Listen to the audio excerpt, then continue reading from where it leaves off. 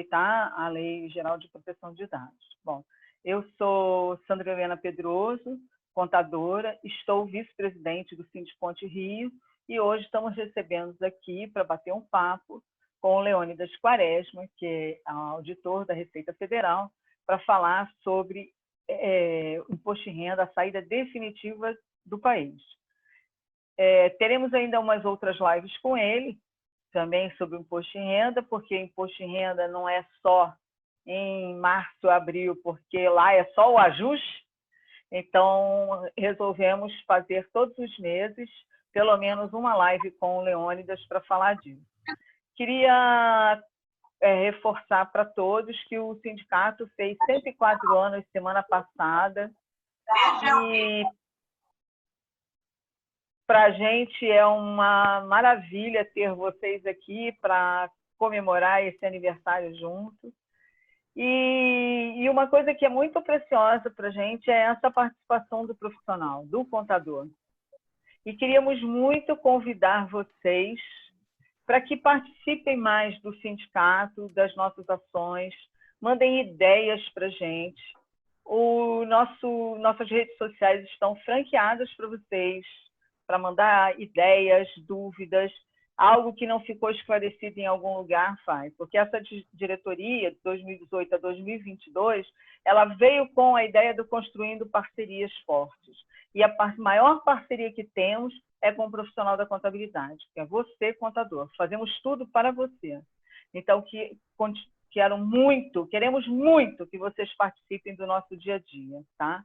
Leônidas, muito obrigada pelo bate-papo e espero que sanemos parte das dúvidas, porque temos várias dúvidas, né? Recebemos muitas dúvidas pelo Zap, então vamos organizar assim. O Leônidas vai fazer uma introdução do assunto e depois fazemos algumas perguntas e vamos... quem quer fazer pergunta, por favor, se vocês podem colocar já no chat, que aí as meninas, a Evelyn vai botando e aí, conforme for, a gente vai chamando todo mundo, tá bom? Obrigada. Leônidas, a palavra é sua. Obrigado. Boa tarde a todos. É um prazer estar aqui junto com vocês mais uma vez. Quem me conhece sabe que eu faço isso com prazer. Tenho prazer em trocar informações, aprender um pouco mais com vocês. As dúvidas de vocês me enriquecem, que me obrigam a estudar um pouco mais e é bom passar um pouco da experiência que eu tenho. Bom, a ideia hoje é falar sobre saída definitiva. Então, eu queria começar falando, digamos, quando é que o contribuinte, digamos, deixa de ser contribuinte. A gente tem duas situações em que o contribuinte deixa de ser contribuinte brasileiro.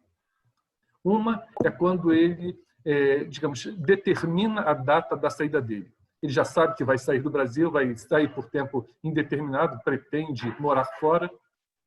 Então, ele digamos, já tem uma data certa. E a outra possibilidade é quando ele se ausenta do Brasil, mas não, digamos, com ânimo definitivo, mas passa mais do que 12 meses consecutivos fora do Brasil, sem retornar ao Brasil. Se ele retorna ao Brasil num prazo menor do que 12 meses, interrompe essa contagem e ele vai deixar de ser contribuinte brasileiro depois, 12 meses depois. E aí desculpa. Então, só para eu entender, eu vou fazer um curso em Bielorrússia. Na Bielorrússia, vou ficar 1 ano e meio. Então, isso já me obriga a fazer a saída. Não é que seja obrigado. Se você sai do Brasil e já sabe que vai passar mais do que 1 ano fora, se você não comunicar isso antecipadamente, você tem até 30 dias antes da sua saída para fazer essa comunicação à Receita. Depois de 12 meses, você automaticamente deixa de ser contribuinte brasileiro. Mas por que é interessante, quando você tem o ânimo de sair, acha que vai passar mais do que 1 ano fora, você fazer a comunicação de saída e a declaração de saída, para você deixar de ser contribuinte brasileiro. Porque quem não comunica a receita da sua saída, nos 12 primeiros meses em que estiver fora, ele vai estar obrigado a pagar no Brasil tudo que ele ganhar em qualquer lugar do mundo, inclusive no Brasil. Então, imagine, você vai fazer um curso, saiu para passar 1 ano e meio na Bielorrússia, fazer um curso. E aí já tem a expectativa, já sabe que lá você vai conseguir uma maneira de sobreviver. Você vai fazer um curso durante o dia e vai trabalhar à noite, ou vice-versa. Quer dizer, você vai estudar e trabalhar. Então, você vai obter rendimentos lá fora. Se você não comunica a sua saída, sobre esse rendimento que você tiver lá na Bielorrússia, você vai ter que pagar imposto no Brasil pelo menos durante 12 meses. Agora, se você determina a sua saída, digamos que eu vou sair em outubro, 15 de outubro. Você, a partir de 15 de setembro, você pode comunicar essa sua saída à Receita através da comunicação de saída definitiva do país e, em abril do ano que vem, do ano seguinte à saída, você faz a sua declaração de saída definitiva. E é nesta declaração que você vai determinar a sua data de saída. Quer dizer, a data em que cessa o seu vínculo como contribuinte brasileira. E aí você deixa de ter obrigação de prestar contas ao Brasil. Tá? Entendi. Então, tá. Resumindo, o prazo para fazer a comunicação de saída definitiva é 30 dias antes da sua saída e até o último dia de fevereiro do ano seguinte. Por que até o último dia de fevereiro? Porque a partir de março a declaração já está disponível. Então, a comunicação não é obrigatória. Quem não fizer a comunicação, ela pode fazer a declaração. Só que eu diria que quem não faz a comunicação corre um risco de, imagine que você saiu do Brasil para trabalhar na Bielorrússia, por exemplo. E você, digamos, saiu para ganhar um bom dinheiro lá.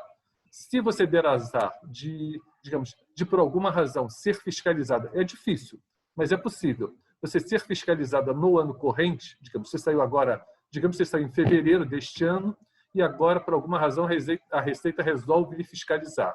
Se você não fez a comunicação de saída para a Receita, você ainda é contribuinte brasileira. Então, como você está ganhando dinheiro no exterior, você estaria obrigada a pagar o carnê-leão. Se você faz a comunicação de saída, você deixa de ser obrigada a fazer o carnê-leão porque você já não é mais contribuinte brasileira. Tá? Tá bom. Então, se você não faz a comunicação, você faz a sua declaração a partir de março do ano seguinte. E nessa declaração você pode retroagir a data e dizer, sai em fevereiro de 2020, na declaração de 2021. Significa que nesse período, quer dizer, a partir de fevereiro você deixou de ser contribuinte brasileira, você só teria que pagar imposto no Brasil sobre o que você ganha aqui ou em qualquer lugar até janeiro, que foi o mês anterior à sua saída. Tá. Ok? Então, já falei do conceito de residente não residente. Assim, repare que é muito mais fácil você tornar-se residente do que você deixar de ser residente. Para o contribuinte tornar-se residente, basta que ele permaneça 184 dias no Brasil num período de 12 meses. Tá? E não precisa ser consecutivo. E aí eu dou um exemplo, por exemplo, dos expatriados. A pessoa que vem trabalhar, por exemplo, na plataforma de Campos, petróleo. Tem muita gente que é contratado para vir trabalhar no Brasil, em plataforma. E o que acontece?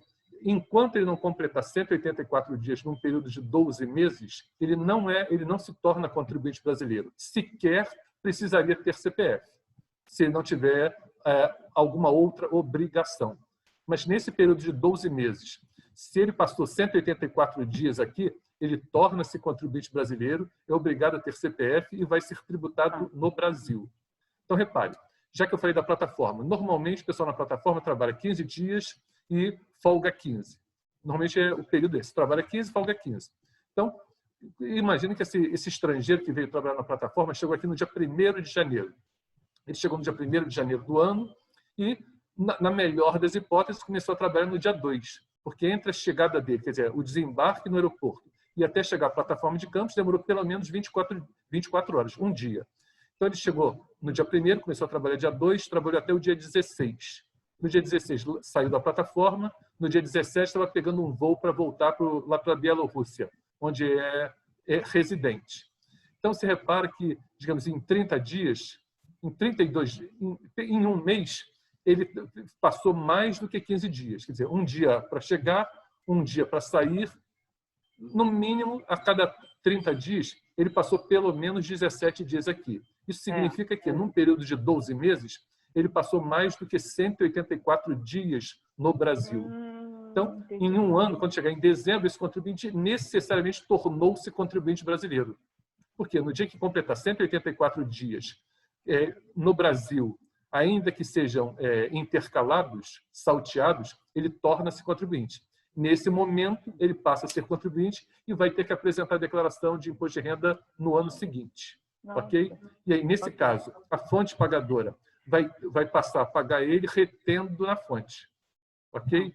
Então, é mais fácil o contribuinte tornar-se contribuinte do que deixar de ser contribuinte. Por quê? Para deixar de ser, ele tem que passar 12 meses ininterruptos. Quer dizer, se ele veio para o Brasil, que saiu do Brasil, passou 11 meses lá fora e veio ao Brasil, voltou ao Brasil para visitar a família e interrompeu esse ciclo. Então, ele continua sendo contribuinte brasileiro, se não fez a comunicação de saída. Ok? Por isso é importante a comunicação de saída definitiva e a declaração, para determinar a data em que o contribuinte deixa de ser contribuinte. Ok? Bom, deixa eu ver.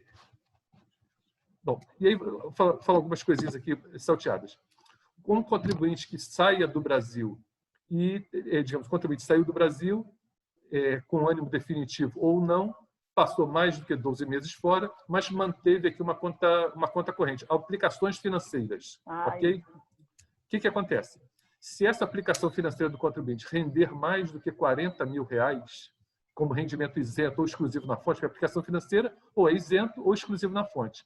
Se ele tiver um rendimento maior do que R$40 mil, o banco vai informar para a Receita que aquele contribuinte estaria obrigado a apresentar declaração. Porque uma das condições de obrigatoriedade de apresentar declaração é quem ganhou mais do que R$40 mil de rendimentos isentos ou exclusivos na fonte. Então, o banco vai informar para a Receita que aquele CPF recebeu mais de R$40 mil, portanto, estaria obrigado a apresentar, digamos, não residente, não apresenta declaração. O que acontece? Ele vai ter o CPF dele pendente de regularização. E aí vai ter a sua conta no banco bloqueada. O que ele precisa fazer para não acontecer isso? Ao sair do Brasil, ele comunica para a fonte pagadora, quer dizer, para os bancos com quem ele se relaciona, de que ele deixou de ser residente. E aí o banco não vai mais informar para a Receita aquele rendimento como de um residente. Perceberam?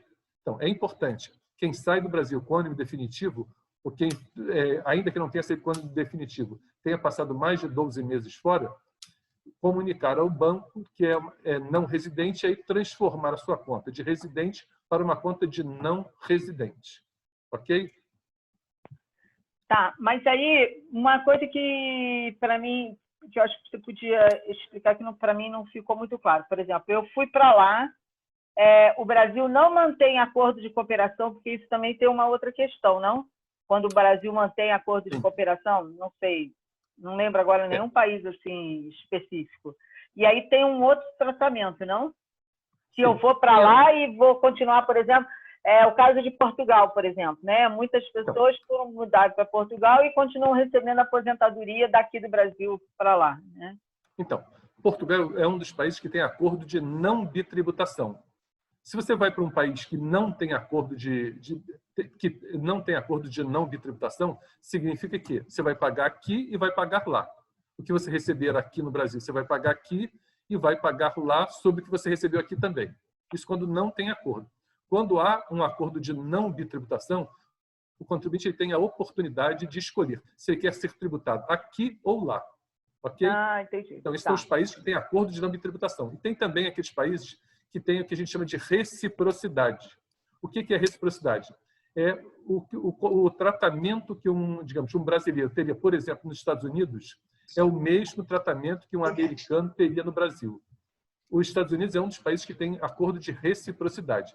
Isso significa que o que você pagar lá, você vai poder compensar com o que você deveria pagar aqui, até o limite do imposto. Você não pode ter restituição. Por exemplo, imagine que eu, digamos, sou brasileiro, mas presto serviço nos Estados Unidos. Então, eu ganho dinheiro lá e sou tributado lá, ok? Bom, lá nos Estados Unidos, digamos que a tributação lá, eu estou sujeito a uma tributação de 40% sobre o meu rendimento. Eu vou pegar esse rendimento que eu tive lá nos Estados Unidos, vou juntar com o meu rendimento daqui e vou aplicar a tabela. E aí, como eu paguei lá muito mais, 40% é mais do que os 27,5% máximos que eu teria que pagar aqui, sobre esse rendimento que eu tive nos Estados Unidos, eu não vou pagar nada além aqui. Eu não vou poder ter restituição dessa diferença, de 27,5 para 40, mas não vou pagar nada além. O programa já faz essa conta. Ele considera o que você recebeu no exterior, ele faz a conta com o rendimento no exterior e sem o rendimento no exterior, de modo que você não tenha restituição. Então, digamos, não precisa ter preocupação, basta você usar o programa, que o programa vai te dizer direitinho se você deve ou não pagar mais ou não. Ok? Ok. Sim, uma coisa que as pessoas ficam preocupadas. Digamos, você sai do Brasil, deixa de ser residente, mas mantém uma conta aqui, uma conta de não residente. E ele diz, não, mas eu quero mandar dinheiro aqui para minha família, ou então eu tenho dinheiro aqui, quero mandar para lá.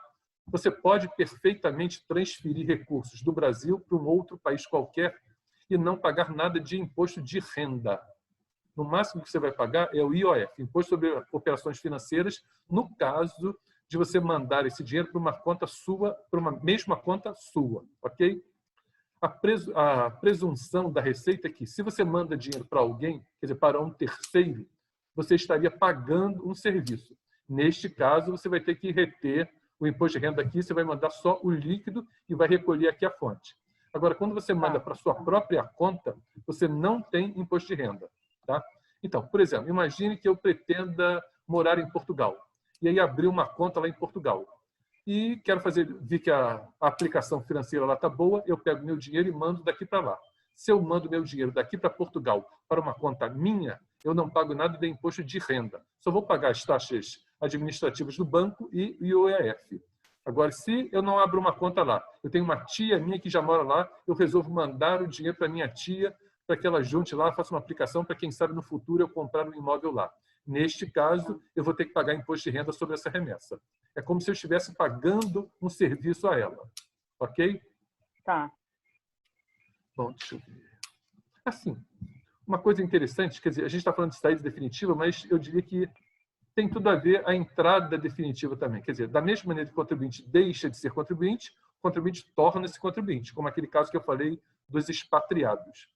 Então, especialmente vocês que são contabilistas, fiquem atentos. Se vocês tiverem algum cliente que entrou no Brasil e pretende ficar aqui, ou passou mais de 184 dias aqui num período de 12 meses, esta pessoa torna-se residente depois desses 184 dias num período de 12 meses. Ok? E aí ele vai precisar ter um CPF. Quer dizer, quais são as condições de obrigatoriedade de ter CPF? Receber mais do que R$28 mil, aquele limite de isenção, que estaria obrigado a fazer declaração, ou ter algum bem sujeito a registro público. O que seriam bens sujeitos a registro público? Ter automóvel, uma aeronave, uma embarcação, um imóvel. Tá? Então, esse não residente que veio para o Brasil e tornou-se residente, ele vai precisar inscrever-se no CPF e fazer a declaração no ano seguinte. E aí, uma curiosidade que acontece. Eu falei dos expatriados, porque isso acontece muito com o expatriado. O camarada vem trabalhar no Brasil no meio do ano, não necessariamente logo no início do ano, mas acaba ficando aqui mais do que 184 dias num período de 12 meses. Mas só se apercebe disso em janeiro. Tá? Então, ele vai precisar fazer a declaração dele. Neste caso, como ele vai se inscrever no ano, digamos, do exercício da declaração, digamos que ele entrou no Brasil em 2020. Quando chega em janeiro de 2021, ele percebe que tornou-se contribuinte. Terá que fazer a declaração de imposto de renda. Se ele se inscrever no exercício, quer dizer, em 2021, ele não vai conseguir transmitir a declaração dele, digamos, do seu escritório. Você vai precisar pegar essa declaração dele e levar na Receita para transmiti-la da Receita. Por quê? Porque a Receita acredita que não é razoável, não é comum, não é comum alguém que se inscreveu no exercício fazer a declaração. A Receita acredita que aquele contribuinte, digamos, se inscreveu naquele ano e começou a receber rendimentos naquele ano. Então, ele não estaria obrigado, não poderia, não deveria fazer a declaração. Então, nesses casos em que o contribuinte se inscreve no próprio exercício, ele não consegue mandar essa declaração de casa. Ele vai ter que vir à Receita ir à Receita para entregar a declaração lá. Isso é muito simples. Você bota a declaração no pendrive, vai no CAC, e eu acho que nesse caso nem precisa de agendamento, porque corre o risco de você for agendar Perdeu o prazo, você leva o pendrive e o CAC transmite essa declaração por lá. Ok? Sim. Uma outra coisa, já que estamos falando em não residente, é a questão do aluguel de não residente. Imagine você que você, digamos, está aqui no Brasil, tem diversos imóveis alugados e resolve sair do Brasil. Faz a comunicação de saída, faz a declaração de saída, então você deixou de ser contribuinte brasileiro. Tá? Mas você deixa de ser contribuinte brasileiro sobre os rendimentos que você tiver fora do Brasil. Aqueles rendimentos que você tiver no Brasil, você vai continuar sendo tributado aqui no Brasil, mesmo que você não seja um contribuinte brasileiro. Nesse caso, se o seu rendimento aqui no Brasil for de trabalho, você vai ser tributado a alíquota de 25%. Não é tabela, é direto 25%, sem nenhuma dedução, sem nenhuma redução. Se for Como rendimento... assim? Desculpa, como assim? Não entendi. Então, imagine eu, por exemplo, me aposentei, ok? Tá. Tenho lá meu rendimento do Ministério da Economia e resolvo morar em Portugal. Fiz minha comunicação de saída, saí do Brasil. Eu sou obrigado a comunicar ao Ministério da Economia e o Ministério da Economia, ao invés de aplicar a tabela progressiva sobre a minha aposentadoria, ele vai reter direto 25% do meu rendimento. Quer dizer, 1/4 eu vou perder como imposto de renda. Tá. Ok? Se eu tiver imóveis no Brasil alugados, duas coisas. Eu vou pagar sobre esse aluguel 15%. Também não é tabela, é 15% direto. Então, rendimento de trabalho, 25%, rendimento de aluguel e royalties, 15%. E uma curiosidade, eu tenho que ter um procurador no Brasil. Por quer dizer, eu, enquanto não residente, que tenho rendimentos no Brasil, eu sou obrigado a pagar como se fosse o carnê-leão. Ok? Então, vamos pensar no aluguel. Eu fui para Portugal, deixei aqui 3 imóveis alugados, eu tenho que ter um procurador no Brasil. Por quê? O que esse procurador vai fazer? Esse procurador vai receber esse aluguel em meu nome, vai reter 15% desse rendimento de aluguel e vai recolher no CPF dele, procurador. O recolhimento não é no CPF do titular do rendimento, do dono do imóvel. É no CPF do procurador. No ano seguinte, o procurador vai fazer uma DIRF dizendo que remeteu para mim ou pagou a mim aquele valor de rendimento com aqueles 15% de fonte. Perceberam? Eu gosto de chamar a atenção porque muita gente não sabe disso, não está atenta para isso. Quer dizer, para o não residente, o que ele receber no Brasil, ele não vai recolher em nome dele. Quem vai recolher vai ser um procurador que vai receber esse dinheiro, vai reter 15% se for aluguel, vai recolher um DARF em nome dele e no ano seguinte, ele, procurador, vai fazer uma DIRF dizendo que pagou a mim, que sou o outorgante, este valor. Ok? Tá. Quer dizer, eu acho que essas coisinhas vão ensejar mais perguntas. Eu estou dando uma passagem rápida e aí quem não entender, a gente volta nas perguntas. Com licença, eu posso fazer uma pergunta sobre isso? Nesse Diga. teu exemplo, se o locatário do imóvel for pessoa jurídica, o procedimento... Então, o procedimento é o padrão. O procedimento, digamos, não muda nada com a regra normal. Se o locatário fosse uma pessoa física, eu, como residente, vamos pensar em residente, sou residente, recebo aluguel de pessoa física. O que eu faço? Eu, locador, pego aquele rendimento, entro na tabela progressiva, calculo o carnê-leão e pago. Ok? Se eu sou não residente, eu não posso fazer isso. Por quê? Porque a alíquota é 15% e não sou eu quem vai recolher, vai ser um procurador. Agora, se o meu locatário é uma pessoa jurídica, a pessoa jurídica sabedora que eu sou não residente, ela vai reter 25%, vai recolher e vai fazer a DIRF. Quer dizer, o locatário, pessoa jurídica, funciona como se fosse um procurador. Ele teria a mesma função do procurador. Tá? Perfeito. Obrigado. Nada? Bom, já foi dos expatriados. Assim, uma curiosidade. Declaração de saída definitiva que cai em malha. O que ocorre? Tanto a declaração de saída definitiva quanto a declaração de final de espólio, o imposto ele é calculado proporcionalmente ao número de meses. Tá? A declaração não é de ajuste anual, é de ajuste mensal, porque a tributação é proporcional ao número de meses. Tá bom. Apesar do programa ser capaz de fazer essa conta, quer dizer, proporcionalizar, o que o programa faz? Ele pega a tabela do mês, multiplica pelo número de meses em que o contribuinte esteve no Brasil, digamos, de janeiro a junho. mês 6 meses. Então, ele vai aplicar o total do rendimento recebido por aquele contribuinte que está saindo do Brasil, a tabela progressiva vezes 6, vai calcular o imposto devido. O programa faz isso naturalmente, sem nenhuma dificuldade. Agora, o processamento da malha, como a quantidade de declarações de saída definitiva é relativamente pequena, se comparada ao total de declarações, a Receita nunca se preocupou, nunca priorizou o processamento eletrônico total desta declaração. Tá? Esse contribuinte que apresenta a declaração, ele não cai em malha, o processamento sabe quanto é o valor de imposto a pagar dele apurado ou imposto a restituir e vai cobrar esse imposto apurado ou imposto a restituir e vai pagar normalmente. Agora, se esse contribuinte cair em malha, a curiosidade é que ele não vai ser intimado normalmente com uma outra pessoa. Tá? Por quê? Porque o auditor ele não tem uma ferramenta para calcular eletronicamente esse imposto devido. Então, muito possivelmente, se esse contribuinte tiver, digamos, pressa, quiser resolver a sua vida, ficar tranquilo, ele pode fazer um agendamento de malha, entrega a documentação e o fiscal, se for o caso, vai fazer o que a gente chamava, à minha época, de lançamento manual. Quer dizer, ele vai fazer um lançamento num sistema interno da Receita, como se fosse uma fiscalização. Tá? Na Receita, nós temos 2 tipos de ação para cobrar o tributo. Quer dizer, para fazer o lançamento. É a malha e a fiscalização em si. Tá? Nesse caso, esse contribuinte, digamos, de saída definitiva, tanto saída definitiva quanto final de espólio, se ele tiver um erro na declaração e o fiscal queira lançá-lo, ele não vai fazer isso eletronicamente, ele vai fazer isso como se fosse uma fiscalização. Ok?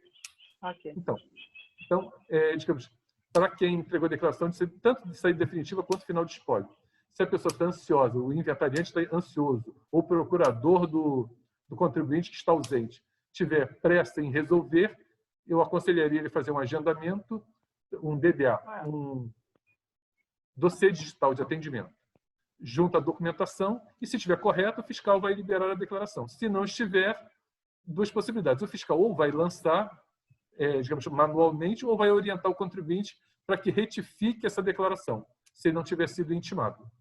Ok? Eu acho que, digamos, a minha introdução é mais ou menos essa. Agora vamos às perguntas. Quer dizer, eu imagino que eu tenha provocado vocês para trazer mais perguntas depois disso tudo que eu falei. Vamos lá. Quem quer começar? Sandra, tem 2 perguntas no chat. Vai lá. Faz aí. Tá. A primeira é da senhora Maria Lopes. Ela deu boa tarde. E se a pessoa que for estudar fora por 2 anos e vier passar o Natal ou as férias num período de 20 dias aqui no Brasil, pode fazer a declaração de saída definitiva? Veja bem, se a pessoa sai, digamos, com uma certeza que vai ficar lá durante um tempo ou que não quer mais ser contribuinte brasileira, porque imagina que vai ganhar dinheiro lá fora, é interessante que ele faça a comunicação de saída, faça a declaração de saída definitiva e aí não tem mais essa importância digamos, dessa interrupção do retorno dela. Digamos que a pessoa saiu em julho, para fazer um curso 2 anos lá fora, mas resolveu voltar aqui em dezembro para visitar a família. Se ela fez a comunicação de saída, para a Receita ela já não é mais contribuinte. Era como se fosse um estrangeiro que veio passear no Brasil, tirar férias no Brasil. Tá? Agora, se ela não faz a comunicação de saída e, digamos, saiu em julho e vem visitar a família em dezembro, ela interrompeu os 12 meses. Então, ela só vai deixar de ser contribuinte se ela não fizer a comunicação de saída ou a declaração de saída definitiva, só 12 meses depois de dezembro, que foi quando foi a última vinda dela aqui. Tá? Se não ficar claro as minhas respostas, por favor, me interrompa a pergunta de novo. Posso fazer uma pergunta? Sim. Fala, Francisco. Quando incide quando é que vence o imposto de renda desse aluguel aí, no caso, né, desse imposto de renda quando a pessoa não é residente no exterior, tem o aluguel aqui, então tem uns 15%. Qual o vencimento desse imposto? Sim. O vencimento do rendimento, do imposto de renda sobre esse rendimento de não residente é na data do recebimento. Então, o locatário pagou, no dia que ele pagou, o procurador deve fazer o recolhimento. E no caso, quando o imóvel está por intermédio de uma administradora, a administradora recebe, né, ela não é a procuradora, ela vai passar esse recurso. Esse imposto de renda incide no momento que o dinheiro entra na conta da administradora ou quando é repassado para o procurador? Eu diria que quando é repassado para o procurador, até porque, digamos, o procurador não tem certeza se vai receber aquele dinheiro. Imagine que a administradora recebeu e não repassa. Quer dizer, isso praticamente obrigaria o procurador a fazer um empréstimo para pagar o imposto devido, mas que ele não sabe se vai ter. Ok? Próxima pergunta, do seu Fábio Laino. Uma pessoa que foi morar fora do Brasil há mais de 5 anos continua a declarar como residente no Brasil, não voltará mais e nunca fez a declaração ou comunicação de saída. Como proceder para regularizar? Essa pergunta é super interessante, porque isso é muito comum e pode trazer um transtorno grande para essa pessoa. Imagine que essa pessoa saiu do Brasil já há algum tempo e começou a ganhar dinheiro. Ela saiu do Brasil já, digamos, com a certeza de que conseguiria um emprego, ou então alguém que saiu do Brasil, digamos, para passar férias na Disney. Terminou o estudo dele, coisa e tal, foi tirar férias na Disney. Em chegando lá nos parques, a pessoa o responsável por um daqueles parques viu que ele falava inglês muito bem, coisa e tal, que tinha uma boa perspectiva de emprego, resolveu contratá-lo. Escreve isso aqui, escreve aqui. Então, essa pessoa que saiu do Brasil, digamos, simplesmente para passar férias, conseguiu logo o emprego e não fez a comunicação de saída definitiva. Tá? O que acontece? Durante os 12 primeiros meses, ele vai ter que pagar no Brasil sobre o que ele ganhar lá. É aquilo que eu falei. E aí imagina que essa pessoa, digamos, ficou esses 5 anos, foi essa pessoa que ficou 5 anos, conseguiu esse emprego lá na Disney e ficou 5 anos lá. 5 anos depois, ele percebe que alguém, indevidamente, por má orientação, continuou fazendo a declaração dele no Brasil. Tá? Digamos que ele tinha um aluguel, deixou aqui um apartamento alugado, essa pessoa fazia a declaração dele colocando apenas o aluguel que ele tem no Brasil. O que ocorre? Essa pessoa corre o risco de ser tributada, como eu falei, do que ele ganha lá no parque da Disney, somado ao aluguel dele, durante os 12 primeiros meses. A partir do 13º mês, ela não deveria fazer mais declaração, mas continuou fazendo. Conclusão, esse aluguel que ele recebe aqui no Brasil, que deveria ser tributado em 15%, pode ser que ele esteja pagando mais do que 15% e aí está tendo prejuízo, ou pode ser que o aluguel dele, digamos, a tributação fosse menos do que 15%. Então, na verdade, ele está com uma dívida com a Receita. A Receita pode lançar essa diferença. Mas, então, essa pessoa cometeu esse erro, alguém fez as declarações dele indevidamente. O que essa pessoa deveria fazer? Se ele consegue provar que está fora do Brasil há mais do que 5 anos, ou digamos, há mais de 12 meses, o que ele deveria fazer? O que eu faria no lugar dele, digamos assim? Se a saída tivesse sido há menos de 5 anos, eu faria uma declaração retificadora. Digamos que ele saiu em 2017, ok? Ele deveria ter feito a declaração de saída definitiva em 2018, mas fez uma declaração de ajuste em 18, 19 e 20. O que eu faria no lugar dessa pessoa? Eu retificaria a declaração de 2018 para uma declaração de saída definitiva, informando a data da minha saída e entraria com um processo administrativo pedindo cancelamento das declarações de 19 e 20. Ok? Isso se a saída dele se deu até 5 anos atrás, quer dizer, até 2015. Porque o último ano que se pode fazer a declaração, este ano, é 2016, calendário 15. Agora, se ele saiu antes de 2015, por hipótese, em 2014, ele não pode mais retificar aquela declaração de 2015. Por quê? Porque já está prescrito. Então, significa que há mais de 5 anos ele não é contribuinte brasileiro. Quer dizer, ele não deveria ter entregue nenhuma declaração. Então, ele, da mesma maneira, ele faz um processo administrativo pedindo que sejam canceladas aquelas declarações indevidamente entregues. Por quê?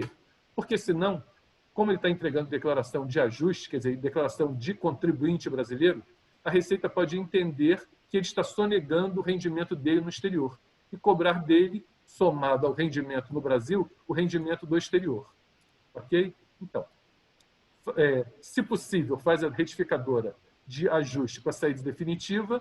Se não for possível, por conta de ter mais de 5 anos, ele entra com um processo administrativo solicitando o cancelamento daquelas últimas declarações entregues indevidamente. E esse processo é muito simples. Basta que ele prove que está fora do Brasil há mais de 5 anos. Uma maneira muito simples de provar que é barata, eficiente, não dá trabalho nenhum, é o contribuinte ir ao consulado do Brasil lá no exterior, do consulado ou na embaixada, e o consulado ou a embaixada, eles com muita facilidade dão uma declaração para o contribuinte dizendo há quanto tempo ele está lá fora. Isso é mais do que suficiente para o contribuinte solicitar o cancelamento da declaração e esse pedido ser acatado. Vem num papel timbrado, bonitinho, papel tipo papel moeda, bonitinho, dizendo, informando, declarando sobre as penas da lei que o fulano de tal reside em tal lugar desde tal data. É muito simples de fazer, muito simples de cancelar, e eu diria que essa é a maneira mais simples de provar a condição de não residente. Mas se você me disser, não, você está em um lugar muito distante, não tem consulado, nem nada, junta algum documento que prove que ele residia lá fora. Contas de cartão de crédito, luz, aluguel, contrato de trabalho, qualquer coisa que prove que ele era não residente. O único senão em relação a isso, que se ele junta esses documentos lá do exterior, ele vai ter que juntar uma tradução juramentada. Se ele conseguir essa declaração do consulado, isso já vem em língua portuguesa, ele não vai ter custo nenhum. Então, para quem tiver a oportunidade de conseguir isso no consulado, é o melhor dos mundos, porque não vai ter custo da tradução e é um documento facilmente aceitável pela autoridade brasileira. Tá. Leônidas, uma outra questão, por exemplo, muitas vezes a pessoa vai para os Estados Unidos e fica esperando o visto de residente, né? E aí começa, quando sai o visto de residente, e se ela não fez a saída, ela pode considerar essa saída como a data do visto? Não, o visto não tem nada a ver, não. A questão de deixar de ser contribuinte é o momento da ausência do Brasil. É a partir do momento da ausência. Eu diria que, em geral, é mais interessante a pessoa deixar de ser residente para quem está lá fora do que ser residente. Porque senão, dependendo do lugar onde ele esteja, periga dele pagar imposto em 2 lugares. Se ele deixa de ser contribuinte do Brasil, ele deixa de pagar imposto no Brasil. Por isso, aquilo que eu falei para vocês, é mais interessante do ponto de vista da administração tributária, é mais fácil o contribuinte tornar-se residente. Por quê? Porque, sendo residente, ele vai contribuir do que deixar de ser residente. A condição para tornar-se residente é mais simples, mais fácil do que deixar de ser residente. Quer dizer, a administração tributária não quer que o contribuinte deixe de ser residente. Tá. E se ele deixar de ser residente, Aí, por exemplo, ele fez a declaração de saída definitiva dele. E ele tem um imóvel financiado. Ele continua declarando igual? Não, ele não vai declarar. Ele vai continuar pagando as prestações. Mas o imóvel não tem nada a ver.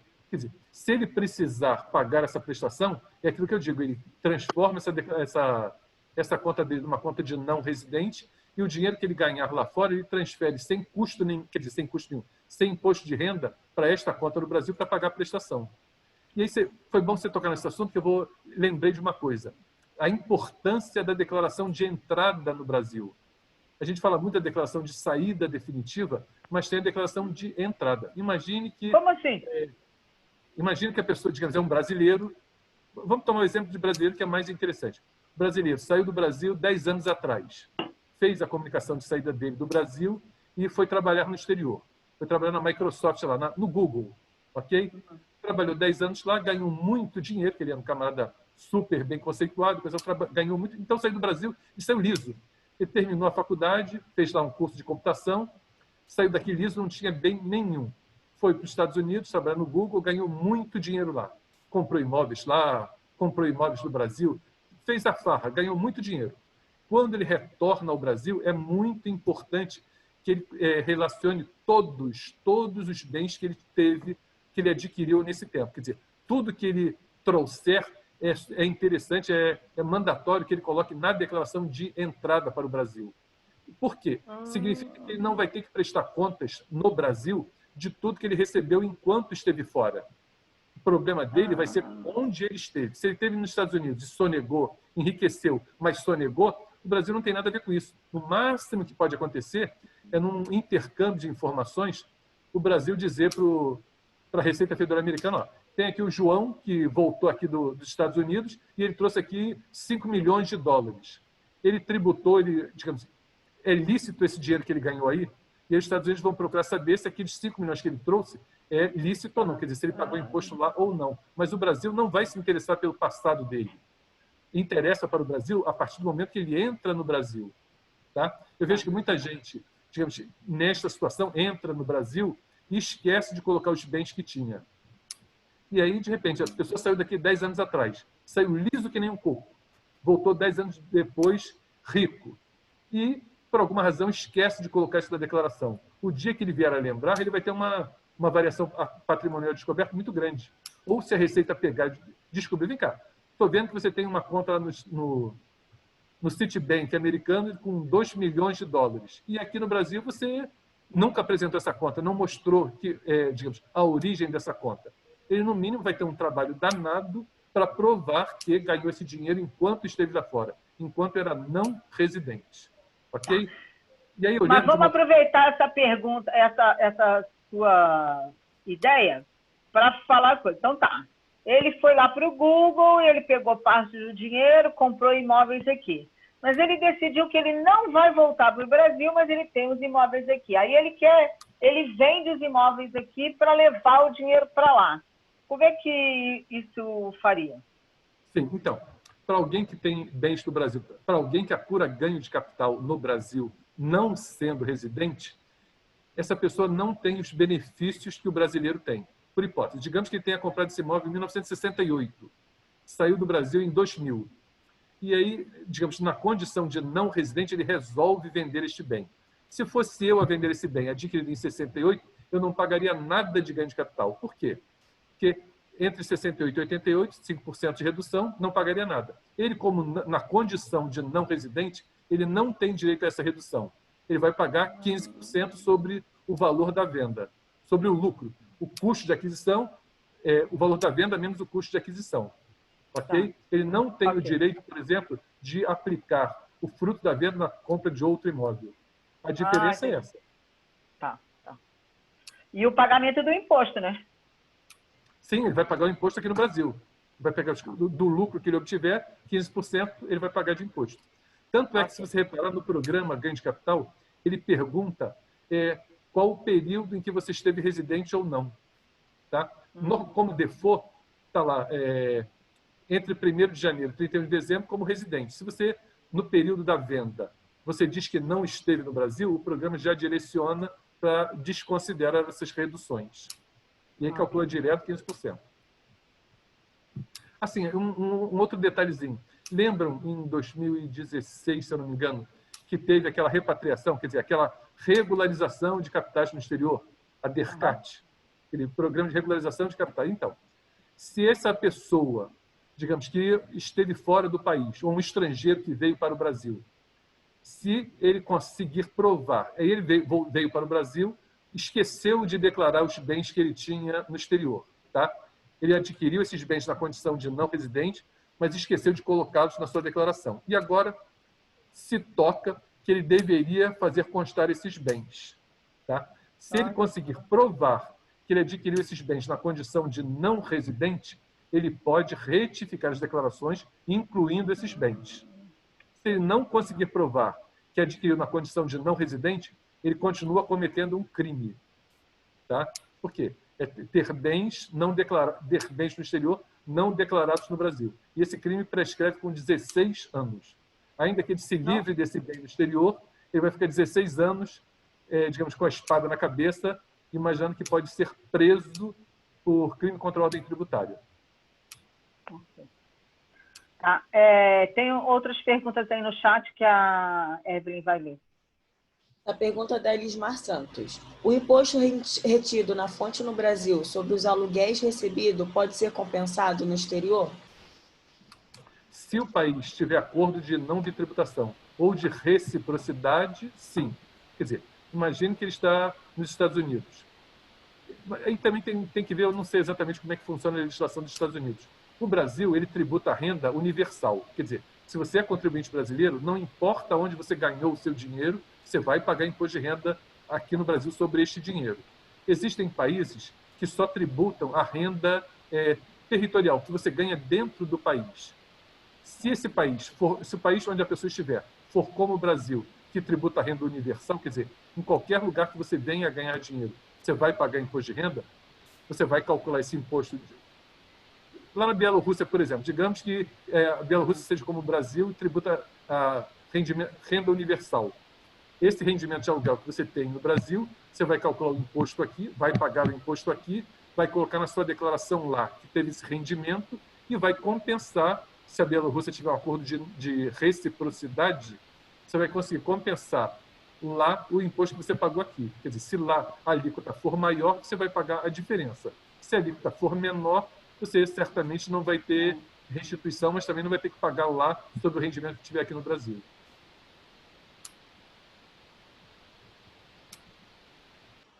Próximo. Tem mais perguntas, Leônidas. Da senhora Bela Balaciano. Ela tem 2 perguntas. A primeira é a seguinte. A pessoa tem a cidadania definitiva em determinado país, correto? E a Receita tem alguma informação quando alguém sai do país e não faz a declaração de saída? Não entendi muito bem. Quer dizer, a pessoa tem a cidadania de outro país. Mas ela não declarou a saída. Ela não fez esse processo. Não importa a condição, digamos, legal, ser, digamos, estar regularizado ou não. O que importa é o momento da saída. Por exemplo, um brasileiro que vai para os Estados Unidos clandestinamente para trabalhar lá como faxineiro, coisa e tal, está clandestino, esperando que um dia consiga o green card dele. O fato de, quer dizer, ele deixa de ser contribuinte brasileiro 12 meses depois da saída. Ou, se ele fez a comunicação de saída ou a declaração de saída, a partir desta data, independente da situação, digamos, legal dele no país onde ele está. Ok? Quer dizer, a situação legal não interfere na situação tributária aqui no Brasil. A outra pergunta dela. Saí do Brasil por mais de 10 anos, não volto mais. Não fiz a declaração de saída. O que fazer agora?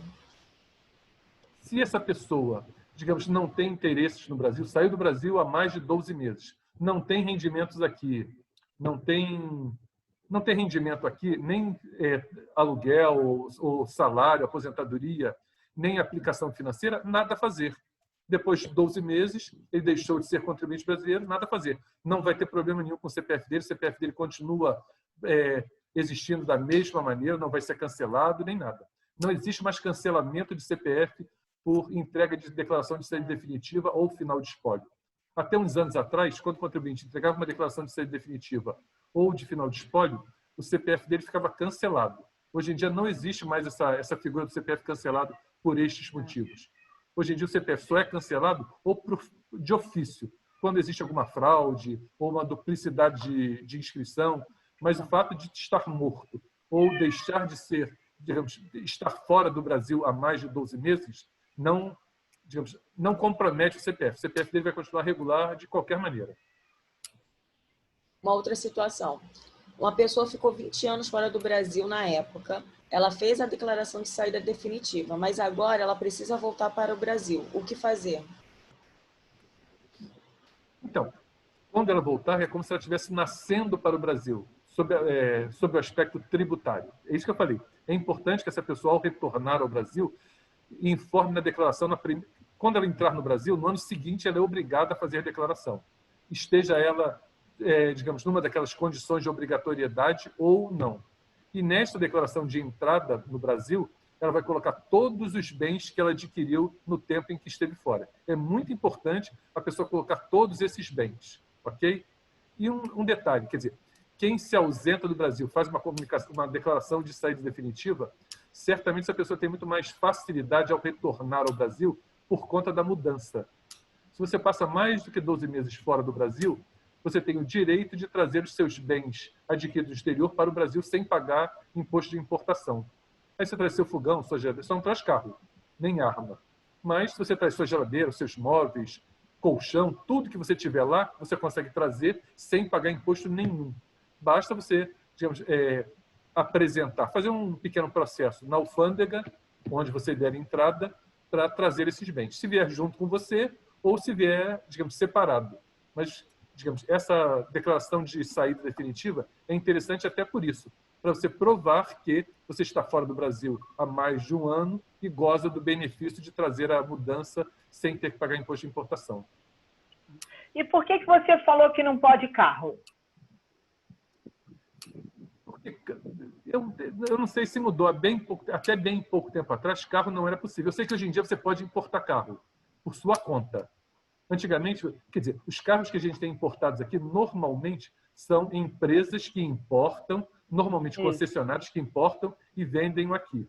Mas hoje você pode, até por tempo atrás não podia, mas eu sei que hoje você pode importar um carro.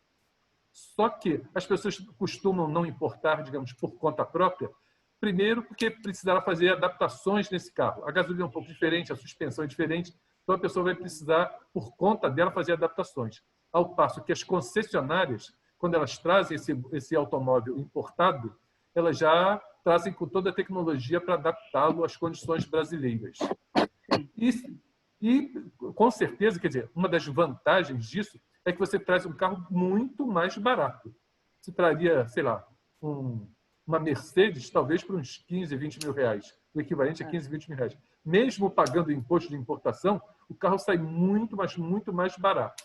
Só que tem esse aborrecimento de você fazer a importação e ter que em geral, ter que adaptar o carro às condições aqui do Brasil. Porque a gasolina é diferente, a suspensão é diferente, quer dizer, a calibragem da suspensão, que as nossas ruas aqui são, digamos, um verdadeiro rally e tal, e lá fora as ruas em geral são tapete.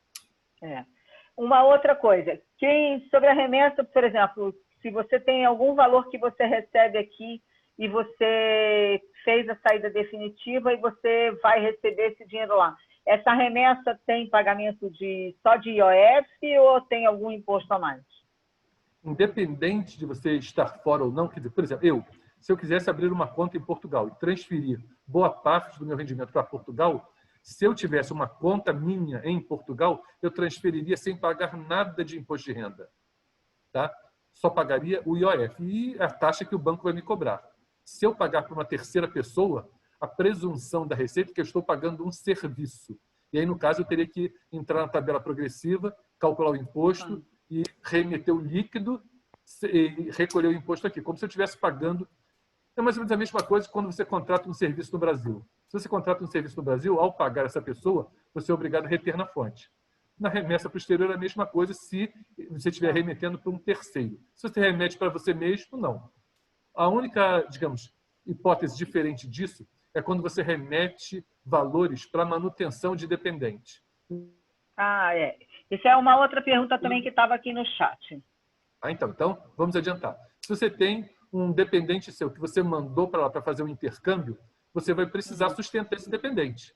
Ele está lá, digamos, com a conta, seu dependente, até um limite que eu confesso que eu não sei exatamente como está hoje, estava algo em torno de 20 mil reais por mês. Estava, não sei, confesso que hoje eu não sei, digamos, dizer o valor exato. Esse valor, em geral, muda. Mas você pode remeter e aí justificando no banco, onde você vai fazer a remessa, que aquilo é para manutenção de dependente. E aí você manda só com o IOF e as taxas bancárias, mas sem imposto de renda, ainda que seja um terceiro. Tá, mas aí ele tem que ser seu dependente de imposto de renda. Não necessariamente. Manutenção de dependente. Porque ninguém é obrigado a ser dependente. Imagine você e seu marido, tem uma filha, mandou-a para fazer um intercâmbio.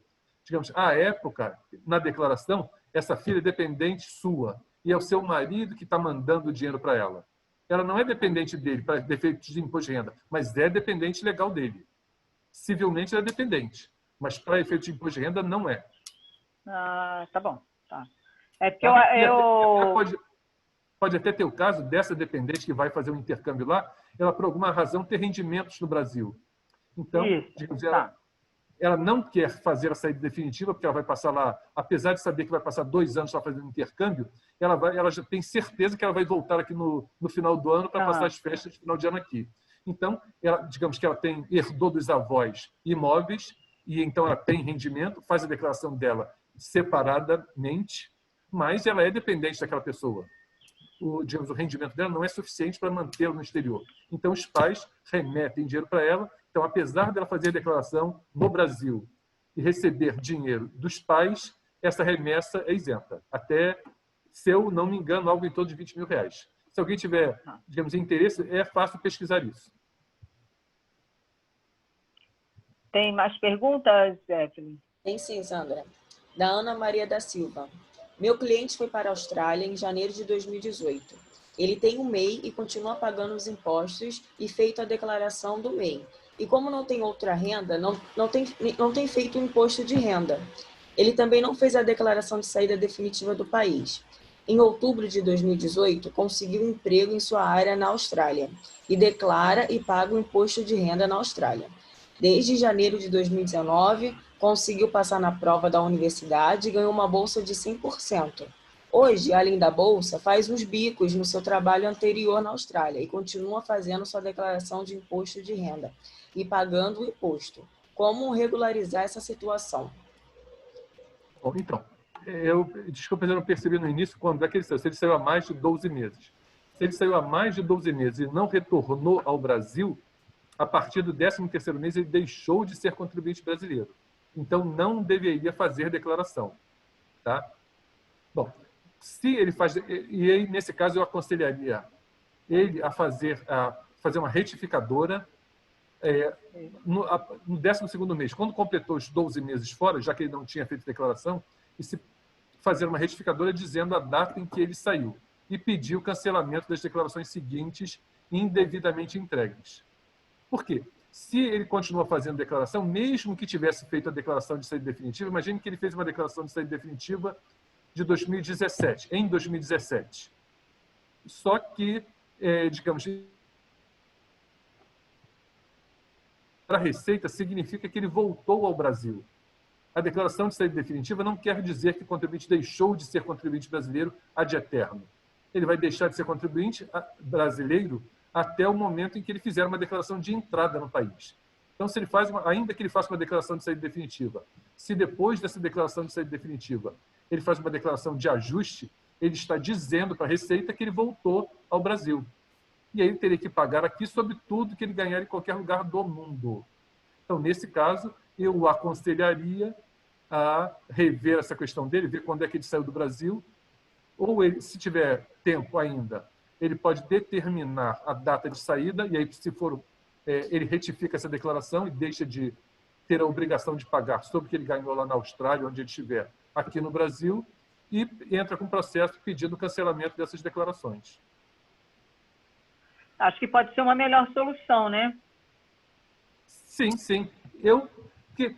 O que eu disse para vocês, digamos, na visão do fisco, é importante, é bom que o contribuinte seja contribuinte, por quê? Porque ele vai pagar aqui no Brasil.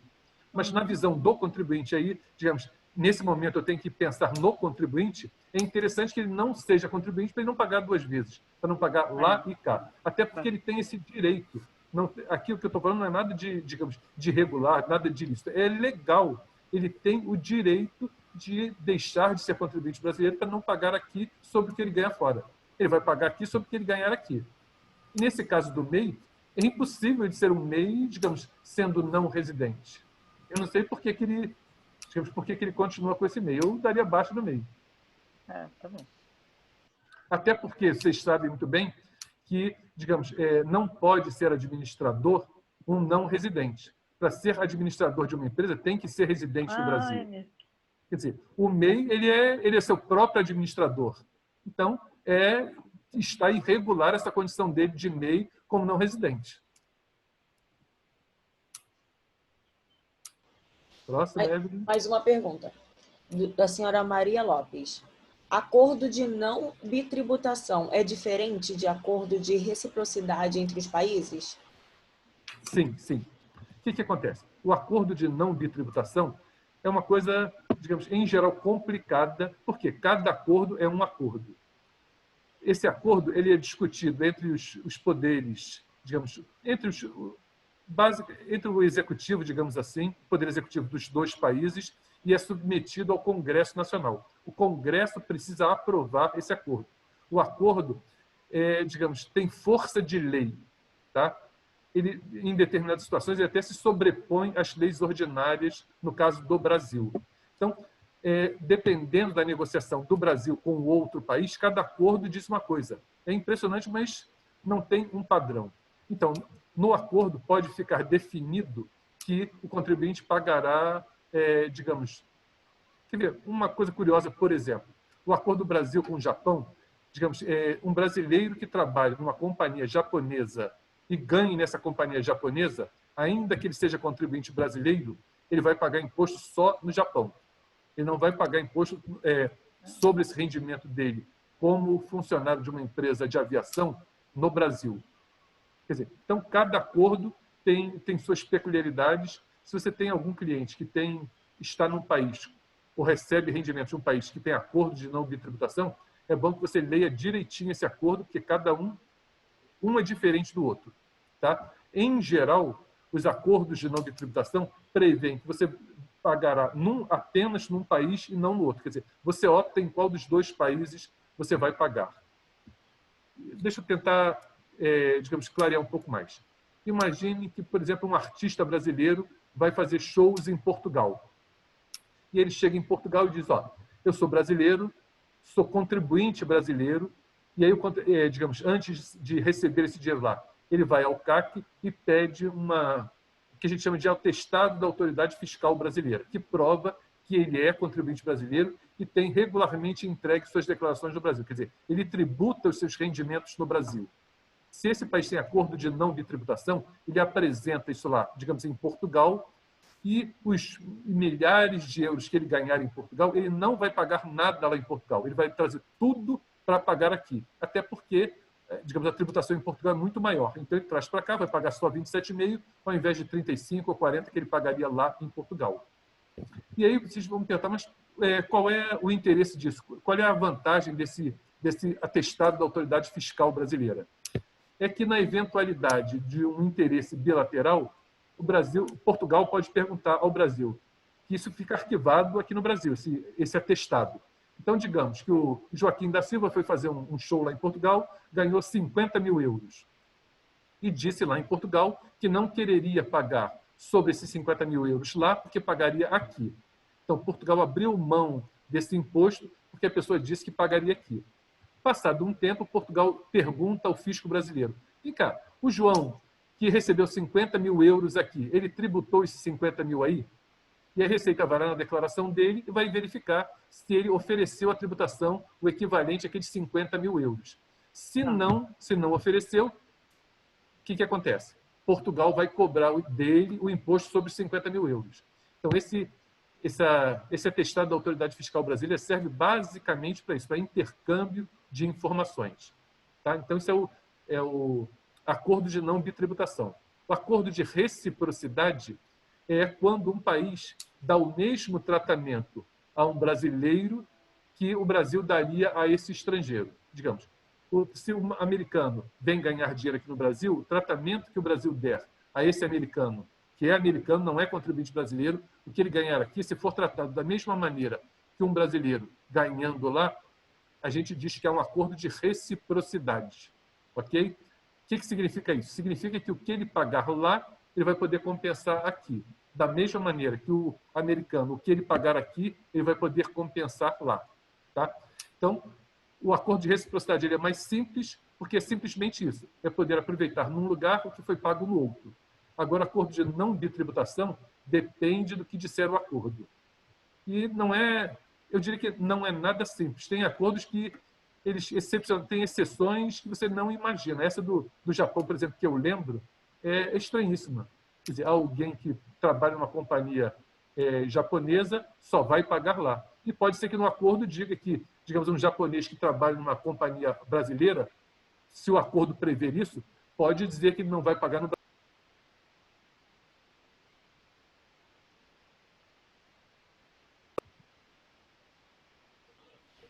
Leônidas, seu som mutou. Voltou? Perdi alguma coisa?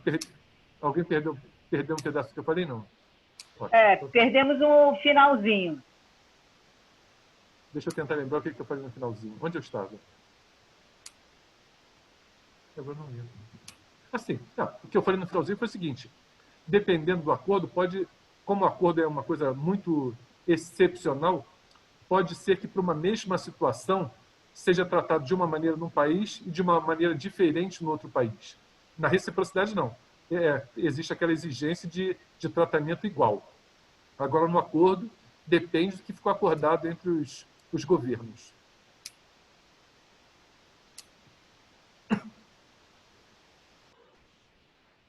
Chegou mais uma pergunta aqui. Oba. Ele somente está fazendo a declaração da MEI. Ah, é a Ana Maria. Novamente, aquela questão do rapaz, do cliente dela que está na Austrália. Ele somente está fazendo a declaração da MEI no Brasil. Ele não faz o imposto de renda no Brasil. Somente fez antes de sua saída do Brasil. Pergunto, ele deve, no exercício de 2021, fazer a declaração de saída definitiva do Brasil, independente dele dar baixa no MEI? E a sua poupa? Deve ser poupança. Deve ser poupança. Então, quer dizer, nesse caso, se ele saiu há mais de 12 meses, ele deveria retificar. Se saiu há mais de 12 meses e menos de 5 anos, ele deverá retificar a declaração de ajuste para uma declaração de saída na data em que ele saiu. Tá? Com relação ao MEI, eu diria que ele deveria dar baixa, porque ele não deveria sequer apresentar a declaração do MEI. Ele não pode, ele, na verdade, não é MEI. Como é que ele pode ser MEI estando no exterior? Não cabe isso. Então, eu não sei até que ponto... Bom, eu imagino que ele já tenha feito as declarações do MEI, ele dá baixa no MEI e ponto. Não faz mais nada. Gente, mais alguma pergunta? Se alguém quer fazer ainda alguma pergunta, abre o microfone e faz. Estamos chegando aos finalmente. Leônidas, você pode confirmar para mim, quem tem MEI não pode fazer declaração de saída, porque, na realidade, ele está administrando no Brasil, é isso? Entendi corretamente? Sim. Veja bem, para ser administrador de uma empresa no Brasil, para ser um administrador de uma empresa, a condição é que essa pessoa seja residente do Brasil. Se você tem uma empresa que os sócios dos donos são não residentes, eles terão que nomear um administrador, certo? Então, o MEI, ele é o próprio administrador dele mesmo. O MEI é ele mesmo, é a pessoa. Então, não é razoável imaginar que um MEI pudesse estar fora do Brasil. Quer dizer, que a pessoa do MEI fosse não residente. Quer dizer, eu acho que não cabe, a meu juízo, alguém ser MEI residindo no exterior. Tá? Ele pode até dar uma passadinha, dar uma viajada e coisa e tal, passa um tempo fora e tal, até aí tudo bem. Mas se ele passar mais de 12 meses fora, ele deixa de ser contribuinte brasileiro 12 meses consecutivos, sem interrupção. Nesse caso, ele deixa de ser contribuinte e eu diria que não caberia essa inscrição dele no MEI. Entendi. Então, também vale, não é só para o MEI, vale para qualquer outro tipo de pessoa jurídica. Né? Sim, sim, a pessoa jurídica. Se os sócios forem, digamos, não residentes, eles são obrigados a informar um administrador, a nomear um administrador, que é quem vai...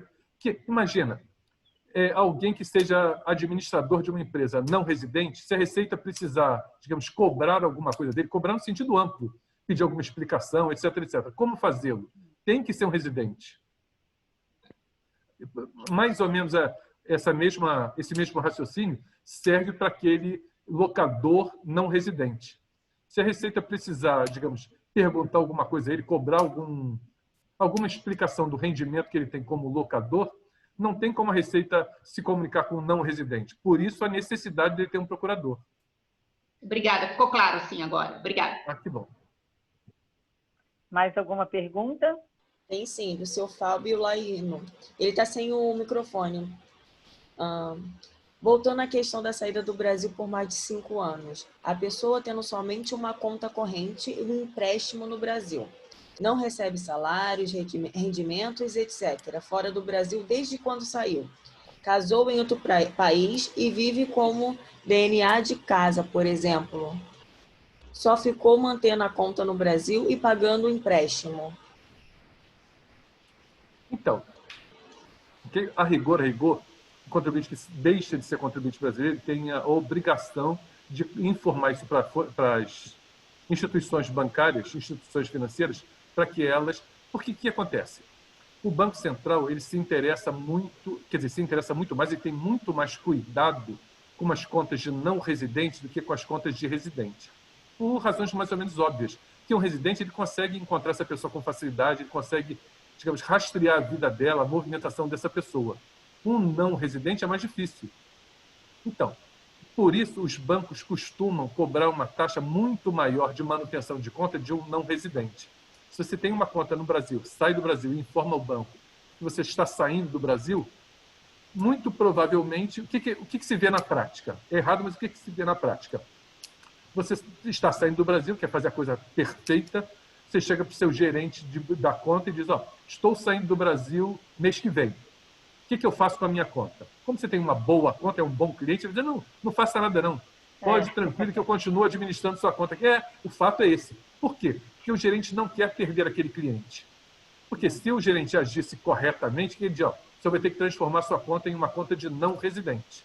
E na maioria das vezes, os bancos não querem ter essas contas. Por quê? Porque o custo administrativo é muito mais alto. Porque ele tem que prestar contas ao Banco Central, digamos, em muito mais circunstâncias. Ele tem que ter muito mais controles dessa conta por ser uma conta de não residente. Então, para muitos bancos, não compensa ter essa conta, que vai dar um trabalhão danado para ele, para prestar contas ao Banco Central, para ganhar relativamente pouco. Então, eles costumam enfiar a faca e rodar, como eu costumo dizer, quando o contribuinte quer ter uma conta de não residente. Então, é comum, se você vai a um banco, estou saindo do Brasil, o que eu faço com a minha conta? Ou o gerente vai dizer, não faça nada, que eu continuo administrando, ou ele vai dizer, sinto muito, mas vamos ter que fechar essa conta, porque aqui não trabalhamos com conta de não residente. Isso é o que se constata na prática. Okay. Agora, de novo, na prática, o que acontece? Se vocês me perguntam, eu sou obrigado, ainda mais agora que eu estou do lado de cá, de dizer efetivamente o que acontece. Se esse contribuinte que sai do Brasil e tem lá uma conta, uma poupança, uma aplicação pequena, que rende menos do que R$40 mil, esse contribuinte não será denunciado à Receita. Por quê? Lembra, quais são as condições de obrigatoriedade de apresentar a declaração? Rendimento maior que 28 mil quebrados, rendimento tributável, rendimentos de tributação exclusiva ou isentos ou não tributáveis maior que R$40 mil.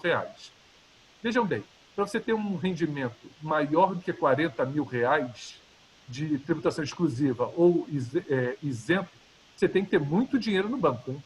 Imagine que a poupança rende 6% ao ano. Quer dizer, para ter um rendimento de R$40 mil, você tem que ter muito dinheiro nessa poupança. Mesmo que seja um CDB, uma renda fixa, alguma coisa assim, 40 mil de rendimento é muito dinheiro. Então, poucas pessoas, digamos, acabam caindo nessa faixa de obrigatoriedade. Quer dizer, tem rendimentos maior que 40 mil reais como rendimento isento não tributável. Então, o que acontece? O banco vai informar para a Receita que aquela pessoa que ele, banco, acha que está residindo no Brasil, teve um rendimento, por hipótese, de 30 mil reais. E a Receita não vai se incomodar com essa pessoa, por quê? Porque ela não tem obrigação de fazer declaração. Então, na prática, o que se observa é que esse contribuinte que tem pouca aplicação, quer dizer, pouco rendimento de aplicação financeira, ele não será incomodado pela Receita, ainda que ele seja não residente. Então, vai passar o largo, ele vai continuar com a contazinha dele de residente e o banco não vai fazer nada, a Receita também não vai fazer nada. Por quê? Porque a Receita não sabe que aquele contribuinte é não residente. Porque o banco vai informar como residente e ela não tem a informação de obrigatoriedade. Agora, se esse contribuinte que saiu tem muito dinheiro aqui e render as aplicações dele renderem mais do que 40 mil reais, o banco vai informar na DIRF, com um código de residente, aquele rendimento de 42 mil reais. A Receita vai ver, bom, esse CPF aqui teve um rendimento de 42 mil reais de aplicação financeira. Portanto, ele está obrigado a apresentar a declaração.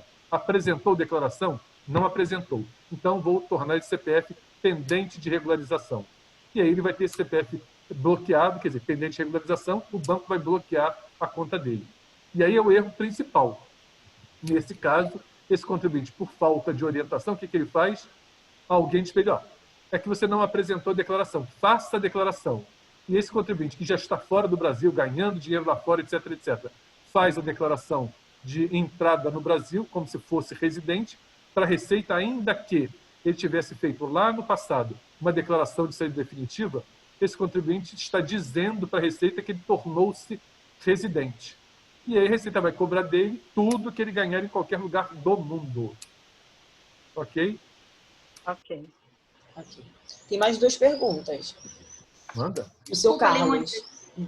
Oi. posso só fazer uma pergunta em cima dessa colocação que você fez? Claro, Nesse- diga. Se a pessoa que recebe lá fora, né? Perdão, fez a declaração de saída, mas recebe tudo lá fora, né? Mas informou o banco corretamente e aqui recebe rendimento acima de 40 mil, não ficou claro para mim. Ela tem que declarar aqui? Não precisa declarar, né? Não, se essa pessoa, digamos que fez isso em definitivo, está lá fora, já não é mais contribuinte brasileiro. Se ela Ok. informou ao banco que era não residente, essa conta dele, e a conta dele é de não residente, não basta ter informado. Tem que ter transformado essa conta numa conta de não residente.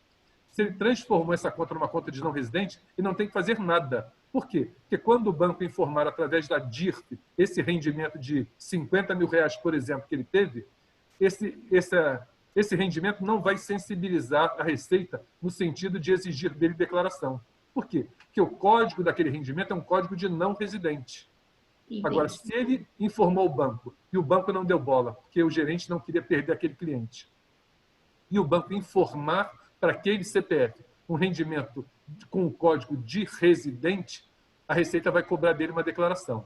E o erro principal, e é um erro grave, é ele fazer a declaração para poder regularizar essa situação. O que ele deve fazer? Ah, sim, eu falei tanto e não falei o que ele deve fazer neste caso. Faltou, perdão.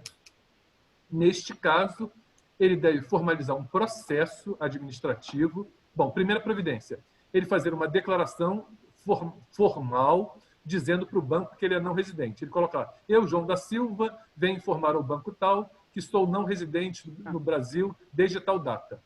Pede um carimbo do gerente do banco, de alguém do banco, carimbo do banco, provando que ele fez essa comunicação ao banco. E o que eu quero dizer com isso? Ele se eximiu da responsabilidade da informação. Quer dizer, o erro, se houver um erro, passa a ser do banco, porque o banco sabia que ele era não residente e não fez nada.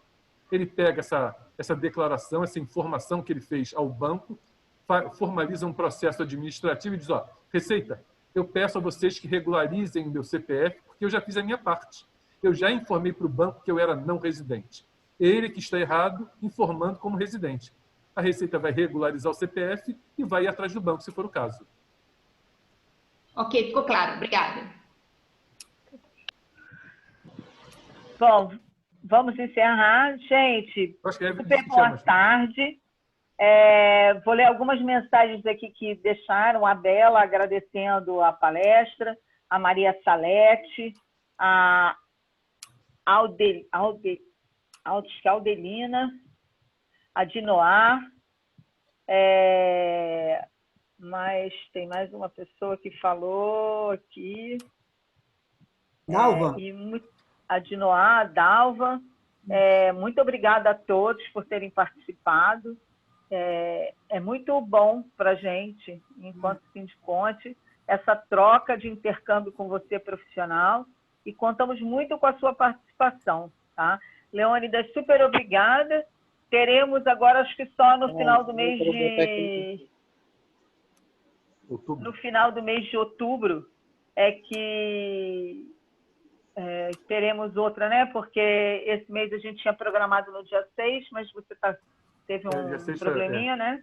E aí estamos trocando, mas já estamos ajeitando uma outra data, depois vocês nos passem para fazer. Na quinta-feira, dia 1º de outubro, às 16 horas, no Instagram, vamos falar sobre a tecnologia, né? Com uma live com o pessoal da Mastermac. Então, conto com a participação de vocês. E, gente, visite nossas redes sociais.